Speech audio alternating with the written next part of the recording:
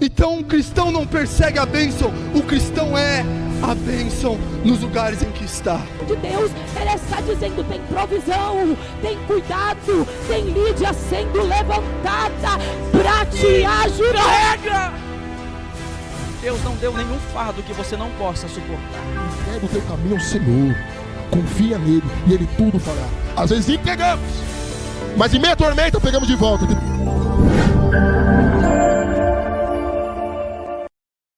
Efésios capítulo de número 2.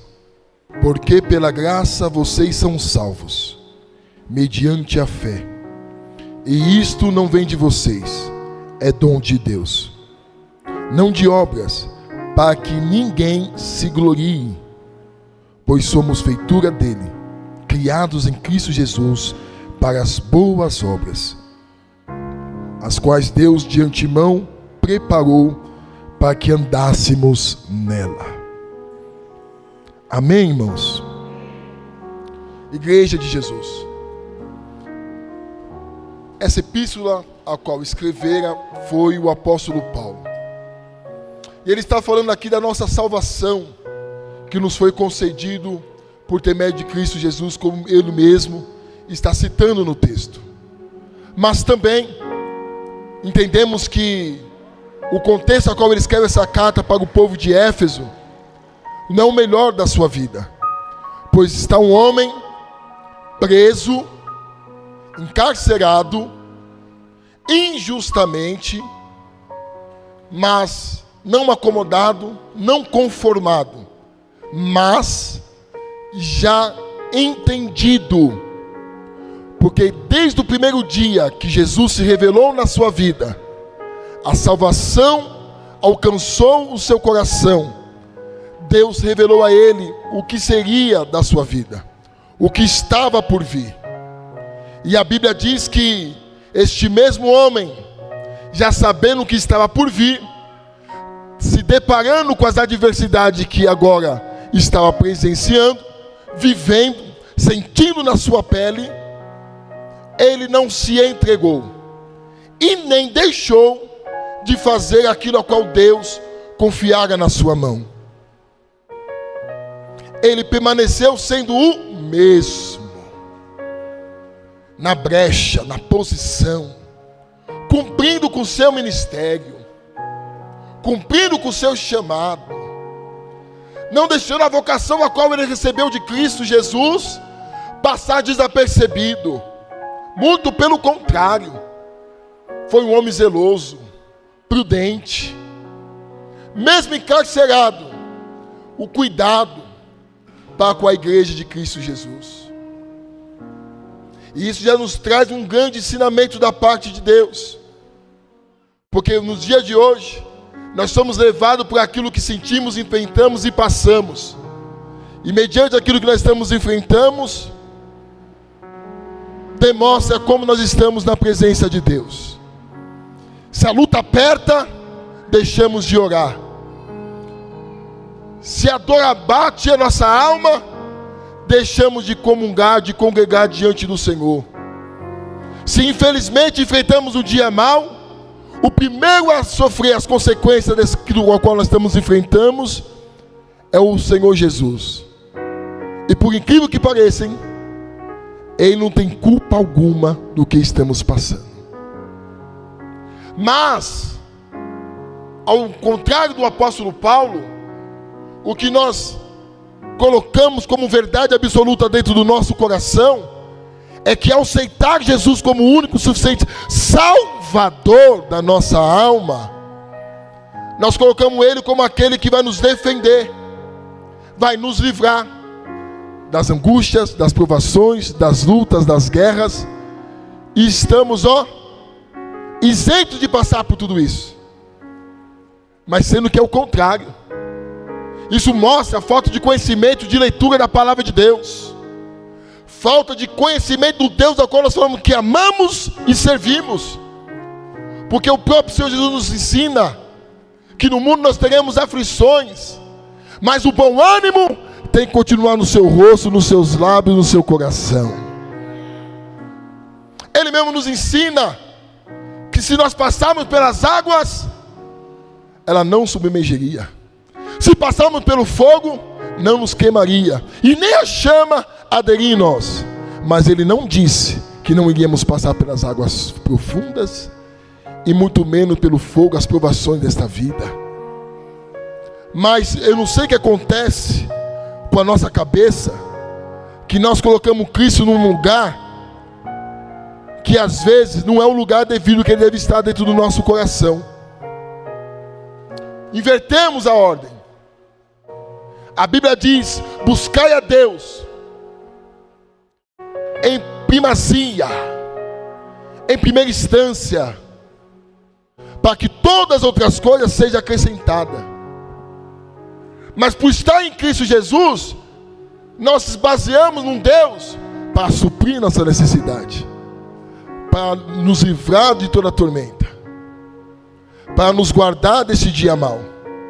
Mas o dia mau ao qual o texto sagrado nos ensina é um dia que está por vir. E eu creio pela minha fé que está breve, que nós como igreja não vamos passar. O dia mau que Cristo quer nos guardar, nos livrar, não é de repente dessa situação que você possa estar enfrentando lá dentro da tua casa, a luz apagada, desligada, a água cortada, os credores batendo na porta. Deus, faz um milagre na minha vida. Cadê o Senhor? Aonde o Senhor está? Sendo que o lugar que Ele deve estar é dentro do meio do teu coração, do nosso entendimento, que subiu numa cruz, desceu da mesma, ressuscitou, está sentado no trono e falando para nós: suporte, que breve voltarei para te buscar. A breve e momentânea tribulação não pode se comparar com o peso de eterna glória que há de se revelar. Mas no nosso entendimento, o peso de eterna glória que há de se revelar é a mega cena da virada, e o meu nome sendo citado, e eu rico, milionário, para sair do problema. Mas eu te digo uma coisa: quantas pessoas ricas, milionárias, estão com a sua vida numa miséria? Quantas pessoas bastadas, com tantos bens, clamando, pedindo socorro? E você neste grande lugar, com essa presença viva dentro de você, não consegue entender que você escolheu a melhor parte para a tua vida.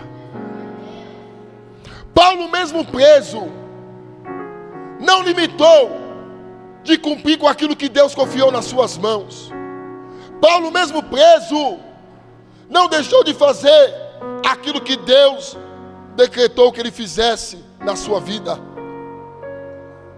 Paulo sabia de quem o chamou, e desde o princípio não o enganou, não ludibriou, não brincou com a sua fé. Agora você vai ver o que é ser perseguido no meu nome. Agora você vai saber o que é padecer pelo meu nome. Na primeira vinda, na primeira aparição de Jesus para ele, ouvir uma palavra dessa não é diferente no dia de hoje? Quando chegamos na presença de Deus, qual é a palavra que nós recebemos? Qual a mensagem que brota no nosso coração? Qual a expectativa da nossa alma? Vem para Jesus, que a tua vida vai mudar. E automaticamente, ouvindo essa palavra, nós pensamos no momento presente. A mudança das aflições no momento presente. Sendo que o que o Senhor Jesus tem reservado para mim e para você, não é nessa vida. A Bíblia diz, nesse mesmo homem que estava preso, ele cita um texto dizendo: se esperarmos em Cristo somente nesta vida, seremos mais miseráveis de todos os homens. Então a esperança que tem que estar viva dentro da minha alma, do meu coração, é o de eu cumprir este memorial como fizemos aqui nesta manhã, anunciando: ora vem, Senhor Jesus. Ora vem, Senhor Jesus. Alguns anos atrás, um pouco distante, eu me deparei com uma mãe me chamando e dizia para mim: irmão Vinícius, você como líder dos jovens, eu quero que você vá na minha casa conversar com a minha filha. Eu falei: por que, mulher de Deus? Porque ela está ficando louca. Eu falei: como assim? É uma bênção, está aí todo dia na igreja adorando a Deus. Ela falou: não, filho, ela não quer mais estudar, ela não quer mais trabalhar. Eu falei: por quê? Porque ela disse que Jesus está voltando. O que adianta ela fazer tudo isso, se Jesus vai voltar? Aí quando eu sentei para conversar com essa jovem, falei: filha, as coisas de Deus não é assim, muito pelo contrário, filha. Nós não sabemos nem o dia e a hora que o Filho do Homem há de vir. Enquanto isso, trabalhemos, conquistemos, buscamos aquilo ao qual Deus tem reservado para nós. Se aplique no texto, se aplique no estudo. Seja uma mulher de Deus, uma mulher direcionada, uma mulher culta, uma mulher inteligente. Não, Deus tem isso para a sua vida, não. É melhor Jesus te encontrar trabalhando, estudando, se esforçando, do que Jesus te encontrar ociosa pensando que daqui a pouco ele vai vir. Ele... calma, filha, calma. Ele vai voltar, mas calma. Pastor, ele vai voltar, mas calma. Faça aquilo que ele quer que você faça. Quem me ouve, diga amém. O problema é que nem o desejo da volta de Jesus, de repente não temos mais no nosso coração. Se você fazer uma retrospectiva, quantas vezes você orou perseverando na oração, dizendo: Jesus, me prepara para me encontrar contigo. Jesus, me mostra o que eu preciso melhorar, porque eu não sei quando será a sua vinda, a sua volta, para eu ter um encontro contigo. A nossa esperança ficou rasa, ficou na horizontal. E quando a nossa esperança fica na horizontal, quando ela não é correspondida, nós fraquejamos, falhamos, tropeçamos e desistimos. Mas aí está o problema. A tua esperança não está na horizontal. A tua esperança vem da vertical. Olhei para o monte, de onde virá o meu socorro? O meu socorro vem do Senhor que fez os céus e também fez a terra. A minha esperança não vem na mão do pastor, não vem da igreja. A minha esperança vem do dono da igreja. A minha esperança é a sua vinda. E o Rei dos Reis vem nos buscar. Nós aguardamos. Quem? Jesus ainda. Jesus ainda. Jesus ainda. Jesus ainda. Mais um dia se passou, mais um ano se foi e um ano se iniciou. Mas a minha esperança continua nele, ao soar da trombeta e o meu nome ser entoado e eu encontrar Jesus nos ares.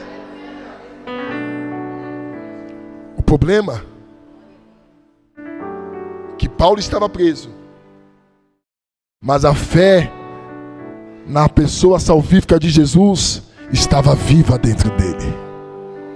Tanto que a preocupação de Paulo, mesmo preso, foi propagar a salvação para o povo de Éfeso. A salvação não mudou.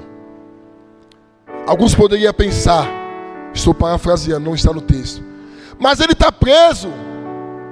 Por que quem quer falar de salvação não consegue salvar a si mesmo? Porque a visão do homem é limitada. Você pode ser uma pessoa simples, você pode ser uma pessoa que passa por dificuldade, mas nada pode te tirar essa preciosidade de esperança de um dia morar com Jesus. E a minha maior preocupação é que nós estamos fadados a ficar olhando para baixo e esquecermos que nós somos chamados, escama caiu dos nossos olhos, para nós olharmos para cima. Estou preso, mas não perdi a visão. Estou encarcerado, estou com uma laje sobre a minha cabeça, não consigo ver a luz do dia lá fora, mas todavia eu não perdi a visão. O homem que experimentou de ter os seus olhos abertos, as escamas caindo, enxergar e ver o terceiro céu, irmãos, para se embaraçar com as coisas dessa terra, é difícil. O problema é que nos dias de hoje, quem tem experiência de ver os céus abertos? Quem tem ansiado para ver os céus abertos? Quem conhece a voz do seu Senhor? Quem sabe quem é o Cristo Jesus da sua vida? Vamos apertar um pouquinho mais? A minha preocupação é se de repente nós pensamos que já passamos pelo caminho de Damasco e infelizmente nem sequer passamos perto.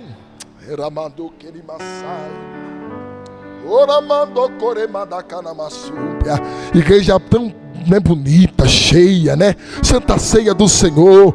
Eu queria, irmão, estava relutando, comecei até a abrir a Bíblia. Deus, me dá um outro texto, me dá uma nova direção. E o meu Senhor me disse: não, fala para a minha igreja que o meu servo, mesmo preso, permaneceu me olhando, permaneceu me ouvindo e permaneceu fazendo a minha vontade. Então você não é um privilegiado, uma privilegiada. Não somos. Mas eu quero dizer algo de Deus para a tua vida. A breve e momentânea tribulação não vai se comparar com o peso de eterna glória que há de se revelar. Não vai. Não vai. Mas o problema é que você não entendeu como o adversário tem trabalhado contra a tua vida. Ele tem feito você olhar para essa cadeia, para essa prisão que você se encontra hoje, seja um casamento mal resolvido, seja uma dificuldade financeira, seja um filho, uma filha problemática, seja pai problemático, seja o que for que você possa estar enfrentando. Isso não diz que é o desfecho da tua vida.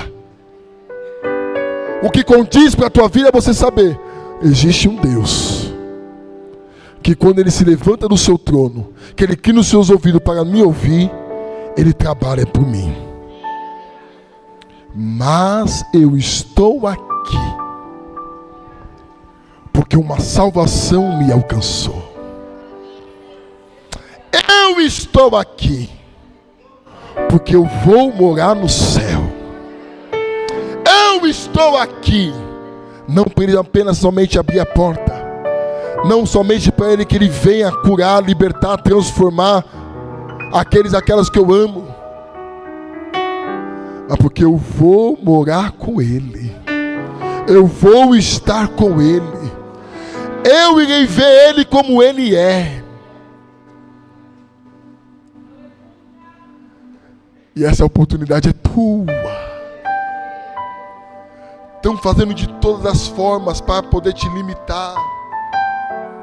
Mas aprendemos com o apóstolo Paulo, preso, mas pregando sobre salvação.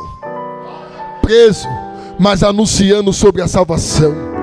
Preso, mas ainda ensinando sobre a salvação. E olha que lindo, hein?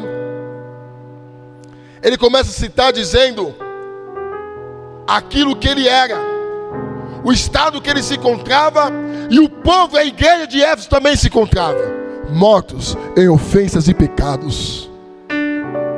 Mas a graça nos alcançou. Alguém entendeu ali? A graça da salvação me alcançou. Estava preso em ofensas e pecados. Estava, não estou mais. Eu estava, não estou mais. Tem gente que já foi liberto e quer se prender de novo. Mas em nome de Jesus, você já foi liberto, você já foi liberta, você já está salvo.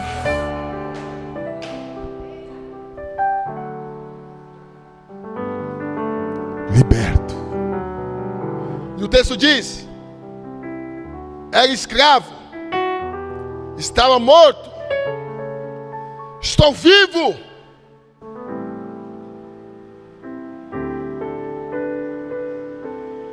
E não é pela minha capacidade humana, não é por aquilo que eu faço,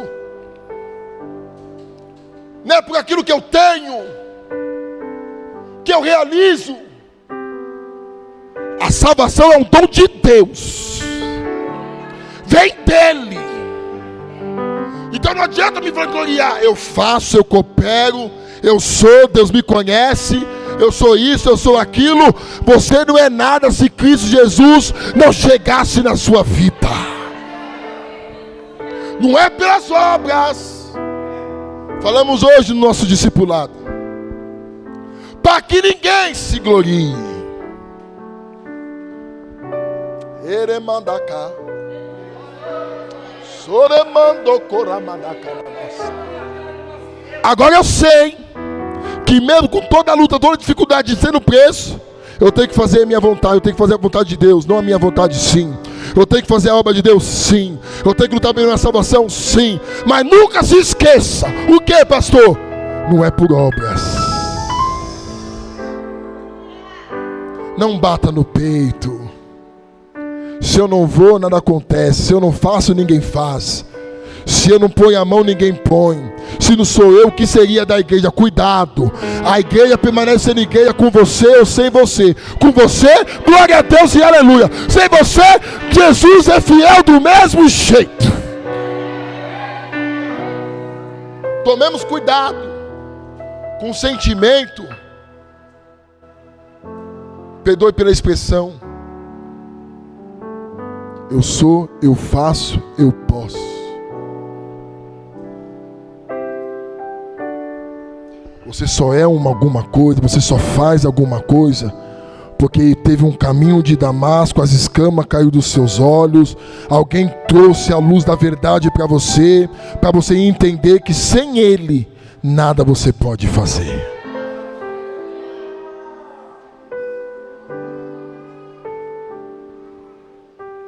Mas sem obra?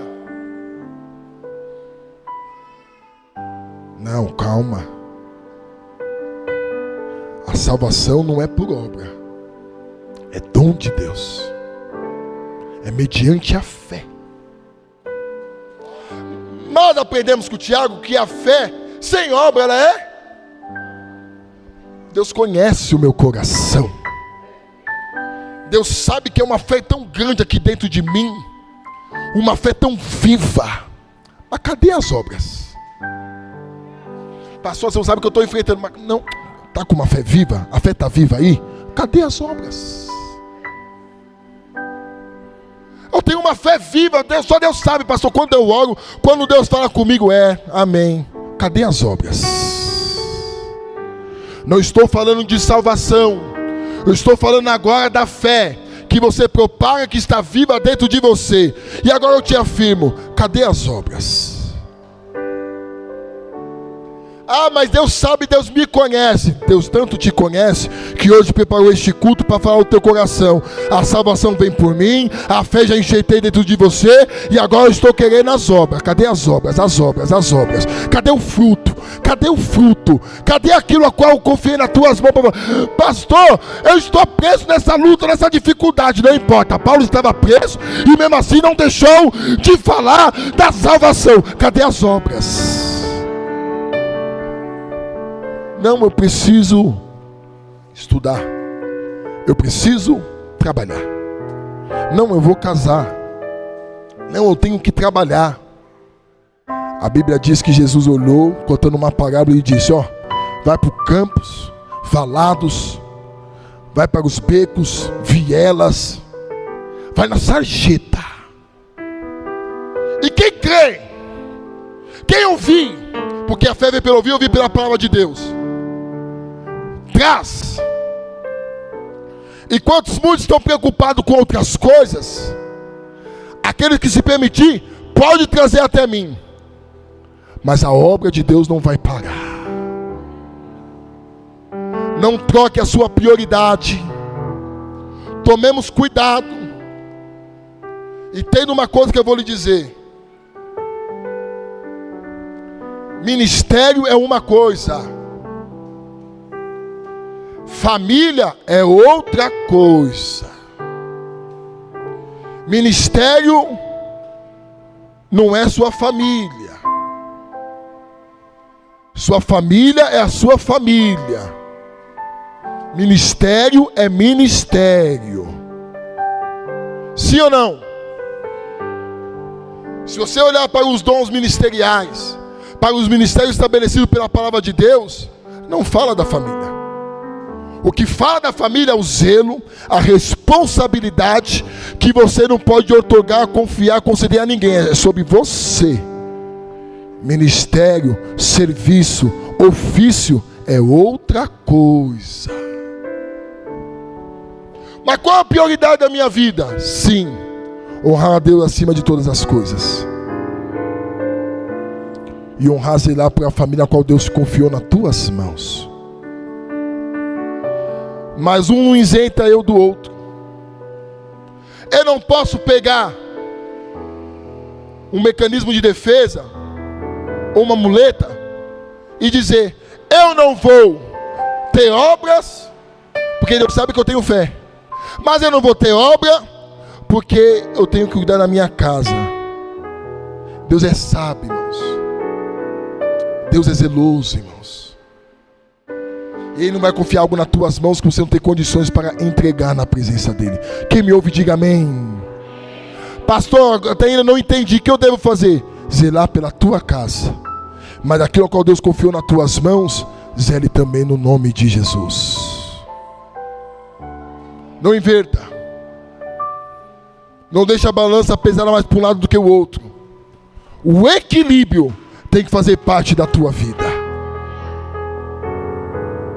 Mas além da fé, sem obra, ela é morta. A Bíblia também diz que Deus nos criou de antemão, nos preparou para que andássemos nela.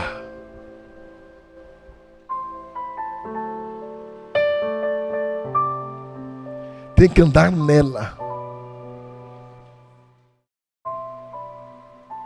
Distante. Quando fala de andar, fala de aproximação. Fala, ó, passo a passo, de proximidade. Você não consegue andar nessa obra salvífica que Jesus te confiou longe dela.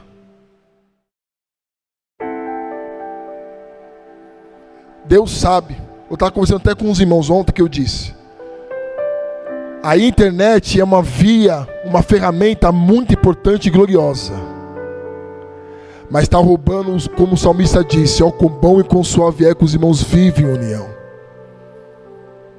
Eu, devido a uma necessidade, uma fragilidade, eu estar em casa assistindo um culto, glória a Deus. Mas eu não posso me permitir servir a Cristo através de meios de redes sociais e de uma televisão. É muito raso, é muito pouco. Jesus nos chamou para comungar. E comungar, irmãos, servir, irmãos, ter obras, irmãos, é difícil. Porque nós vamos se deparar com desafios. Porque estamos lidando com pessoas. E não podemos desistir de pessoas. Temos que investir em pessoas. Aonde gera conflito, desconforto, desgaste. Mas todavia, a obra está sendo feita e realizada. Temos que andar nela. As pessoas têm tido dificuldade porque não quer mais andar com Cristo. Pastor, como assim não estou andando com Cristo? Na minha casa Deus sabe do meu particular. Cuidado. Cuidado. Somente na sua casa você está exercitando a sua fé e as suas obras? Perceba que quando Judas se levantou da mesa para trair Jesus, é porque na sua percepção, Jesus deixou bem claro que ele não era mais o rei dos judeus para livrar ele do jugo de Roma. Esperou em Cristo somente nesta vida. O problema é eu e você estarmos falando que estamos servindo a Cristo Jesus sem andar com Ele, sem crer nele, sem perseverar nele, sem ter intimidade com Ele, sem falar com Ele, sem dar as mãos para Ele. Cuidado. Tem um texto que age na minha alma, no meu coração, que me dá medo. Em teu nome eu não te conheço. Tem nome de que vive, mas está morto. Demonstra uma coisa que não tem, como foi pregado na quarta-feira. A salvação te alcançou.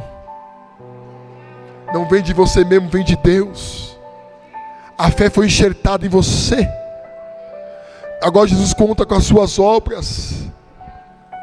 Você percebe que ninguém às vezes dá valor para o trabalho das tuas mãos, mas tem alguém que falou assim: não, eu creio em ti, estou investindo em você, faça a minha vontade. Mas estou preso, não posso, não quero, não dá, Deus me conhece, estou passando por isso. Deus confiou em você. Deus acreditou em você. Não troque aquilo que é espiritual, aquilo que é eterno, por aquilo que é passageiro. E não se deixe, não se permita ser ludibriado por aquilo ao qual você está vivendo hoje, que impede de você enxergar o que Ele tem reservado para a tua vida. Tem um mistério de Deus aqui. Tem um agir de Deus aqui. Tem um trabalhar de Deus aqui. Às vezes você está pensando que é alguma coisa normal, mas um culto não está sendo. O texto diz de uma cadeia, de uma prisão. Quem não te disse que você está preso espiritualmente?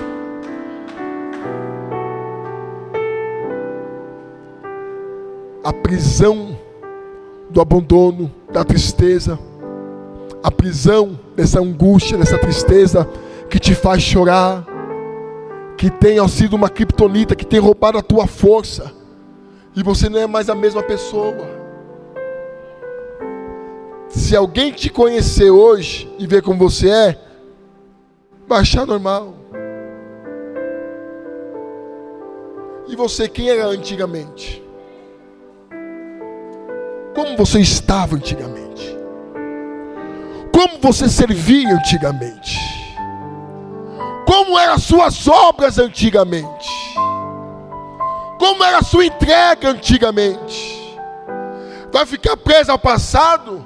Eu conheço, eu sei, eu fazia, eu orava, eu evangelizava, eu pregava, eu cantava, eu ganhava alma. E hoje?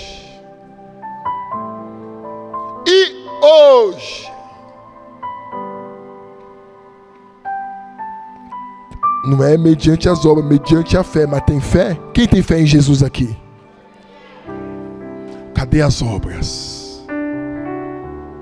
Que garante que a sua salvação está viva dentro de você.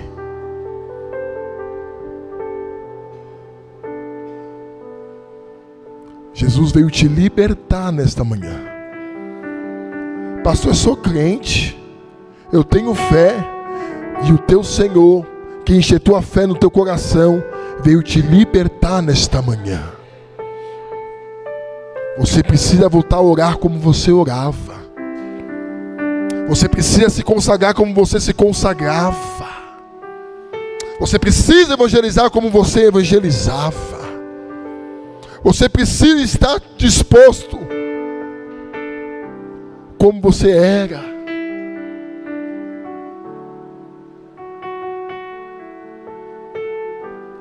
Andássemos nela. Nela o quê? Na nova vida. nova criatura. Voltou a estar aprisionado. Voltou a estar preso. Jesus chamou você para sofrer, para aparecer no nome dele, mas todavia, libertos. Mesmo preso, liberto. Jesus não vai te perder, assim diz o Senhor. Jesus não vai te perder. Deus conta com a tua vida, para que nós todos juntos andemos nela.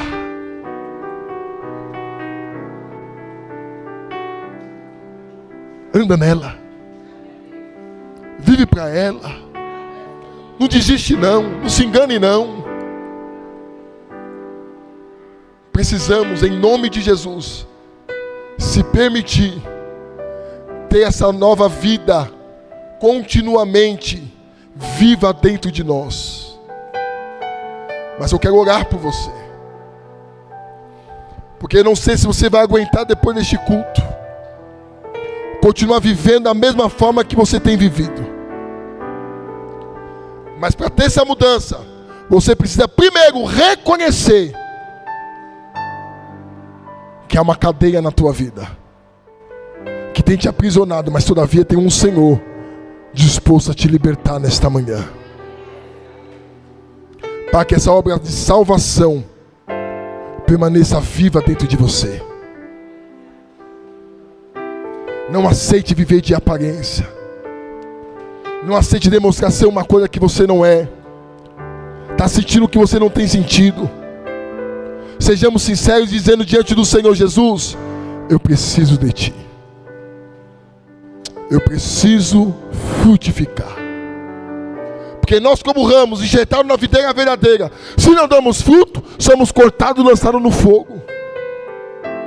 Precisamos frutificar.